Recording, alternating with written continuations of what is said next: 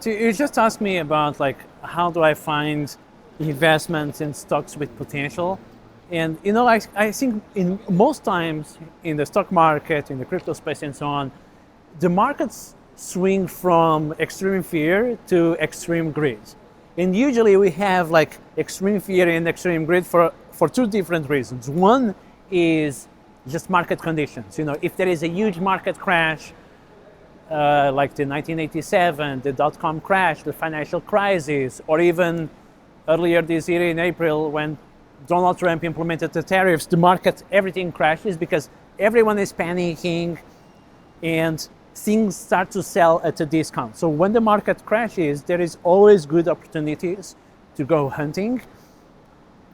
And there are other circumstances where stocks, even if we are in a bull market, some stocks might be depressed. And usually people overreact to news. They overreact to positive and negative news. And I love when people overreact to negative news. Let me give you just a couple of examples of investments that I have made recently where people overreact to negative news, the stock crashes, and then you can profit a lot from it. So one is Meta, Facebook. So in 2022, everyone starts hating on Mark Zuckerberg and Meta, right? And the stock starts dropping. I think Meta stock dropped like 70% or so. People totally hated the Meta stock. And what I did during that time, I keep buy and buy more.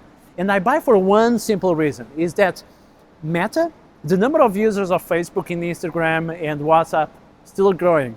The revenue is stable or growing. The earnings are stable or growing. The price to earnings ratio.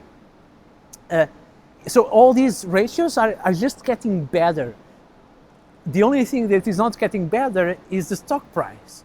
So if you think a company is valuable and there is some value there, you start buying it, the stock, right? And the price starts declining. If I like a stock at $50, I like it even more at 40, I like it even more at 30, and even more at 20, right? So while other people are panicking, you keep buying. So there are two reasons, again, why stocks can decline sometimes so much. One is general market conditions, macroeconomics.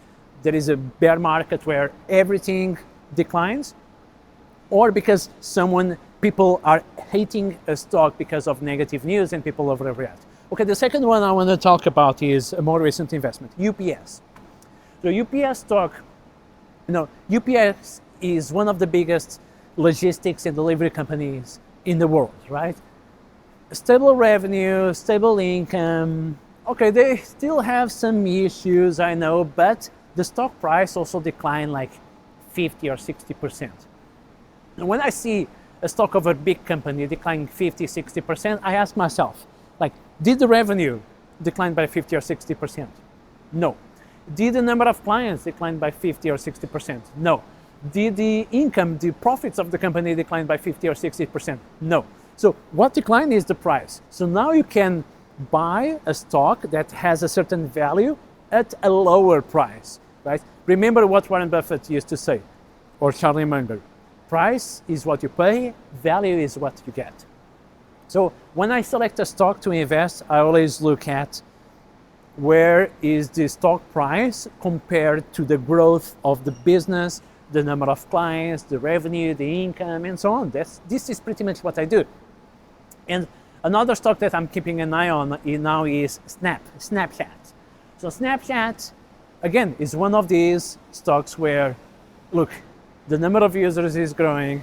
There is some erosion of the margins. The margins are not as good, but the revenue is growing. The number of users is growing. People of the younger generation, I don't use Snapchat, I don't understand much about Snapchat, but people still really like it. And also Snapchat is an AI play, okay? And for an AI stock, the Snapchat price now is extremely depressed. So I also really like Snapchat. I'm still holding the trigger, I didn't fire it yet.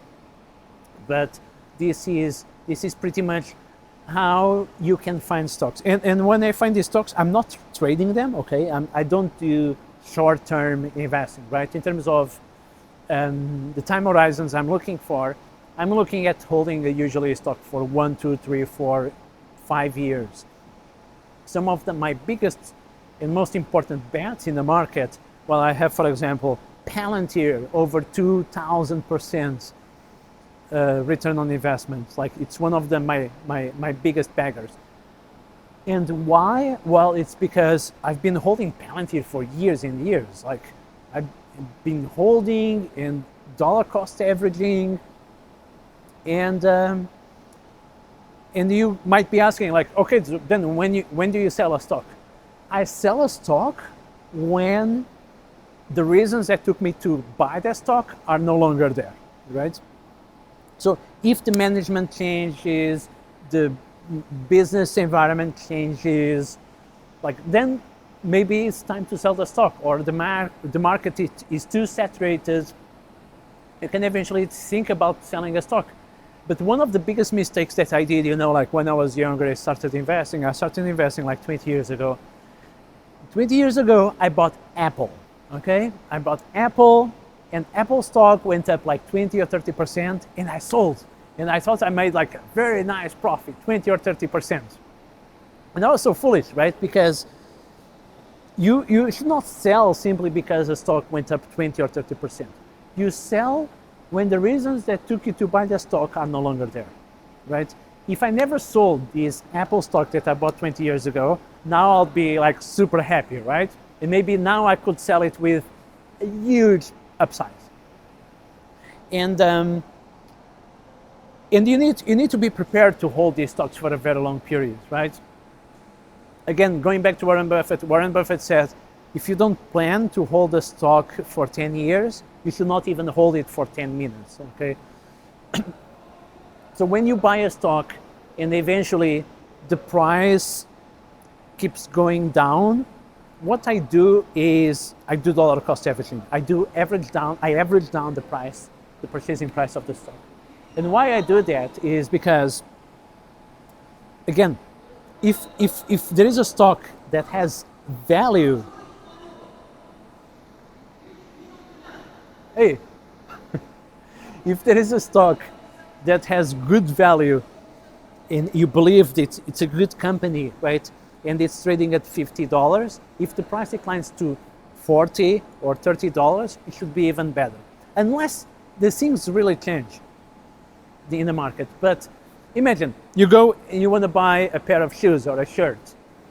Would you get upset if you can buy it for 20 or 30% discount? No, right? So you should not get upset if the stock that you like is eventually selling at 20% discount. Maybe you should buy more. And of course, to buy more, you need to have some dry powder. So in that aspect, what I do is I keep usually 10 to 20% of my net worth in cash, ready to buy the dip, ready for a crash, ready for buying good discounted stocks and crypto and ETFs. So yeah, when it comes to the stock market, high level, this is how I do it. You can check the Be Limitless community where I share all my trade alerts and a ton of courses, a ton of investor education, because I don't want just to share the trade alerts. I want you to know how to find stocks with potential, how to invest with confidence, with a good investment thesis in investments that have the potential to grow, right? We are not trading, we are not doing short-term trading. We only do long-term good investments. And you might think, oh, but long-term investing is boring, blah, blah, blah. Well, my track record for the last 5 years, on average, I 2 to 3x the S&P 500. So this year alone, the S&P 500 is returning close to 20%. My portfolio, my stock portfolio is at 60% return during the same period. So I 3x the S&P 500. And then, yes, I'm doing the boring buy and hold strategy. No trading at all, okay? Really, trading is a huge trap 95% of the traders, of the day traders and short-term traders lose money. Just buy good stocks or good crypto and hold it for a long period, and you'll be doing fine. In other videos, I will be talking about other topics, including ETFs. Like, my portfolio is divided between stocks, crypto, ETFs, index ETFs, and maybe some angel investing in venture capital. But I will tell you about those other investments later. But ETFs are also a very important component. But yeah, if you want to learn more about how to invest in fundamentals, how to really grow your net worth and your wealth for you and your family, give it a like and subscribe, and I'll see you in the next one.